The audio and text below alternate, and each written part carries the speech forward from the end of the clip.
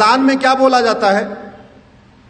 اذان چونکہ آپ لوگوں کو کیول ہندی آتی ہے، اردو نہیں آتی، تو آپ لوگوں نے کبھی کوشش نہیں کیا ہوگا، لیکن ایک بار کوشش کرو کہ اذان میں بولا کیا جاتا ہے۔ اذان میں یہ کہا جاتا ہے دن میں 5 بار یا 2 بار جب بھی اذان ہوتی ہے، اللہ کے علاوہ دوسرا اور کوئی بھی عبادت کے لائق نہیں، یہ بولا جاتا ہے۔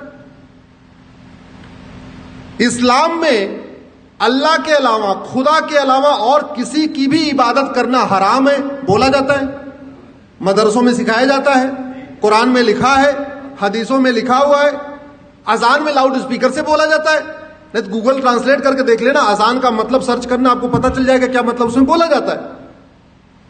اگر اللہ کے علاوہ کسی اور کی عبادت کرنا حرام ہے تو پھر مزاریں کیوں بن رہی ہیں؟ پھر درگاہیں کیوں بن رہی ہیں؟ اتراکھنڈ میں دیکھتے دیکھتے پورے جنگل کے جنگل مزار درگاہیں کہاں سے بن گئی؟ اور آپ کی جانکاری کے لیے بتا دوں، عرب میں ایک بھی مزار نہیں ہے،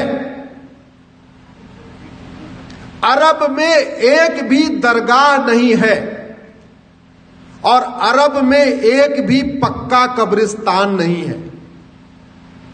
اس لیے نہیں ہے کیونکہ بت پرستی، کسی بھی اور کے سامنے سجدہ کرنا، کسی بھی اور کے سامنے سر جھکانا، یہ حرام ہے۔ اب مزار میں لوگ سر جھکاتے ہیں کہ نہیں؟ درگاہ میں جھکاتے ہیں کہ نہیں؟ تو سب سوال یہ بنتا ہے، جو قرآن عرب میں ہے وہی قرآن اتراکھنڈ میں ہے، وہی قرآن ہماچل میں ہے، تو وہاں اگر مزار حرام ہے تو بھارت میں حلال کیسے ہو گئی؟ اگر عرب میں درگاہ بنانا حرام ہے، عرب میں ایک بھی درگاہ نہیں ہے، تو بھارت میں اتنی درگاہیں کیسے بن گئی اور کیوں بن رہی ہیں؟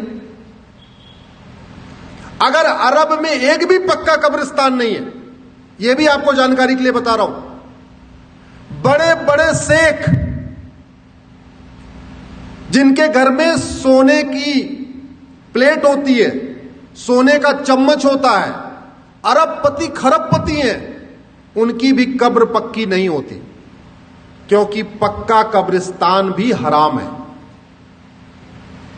اب سوال یہ بنتا ہے، قرآن وہی، حدیث وہی، اگر عرب میں پکا قبرستان حرام ہے تو بھارت میں وہ جائز کیسے ہو گیا؟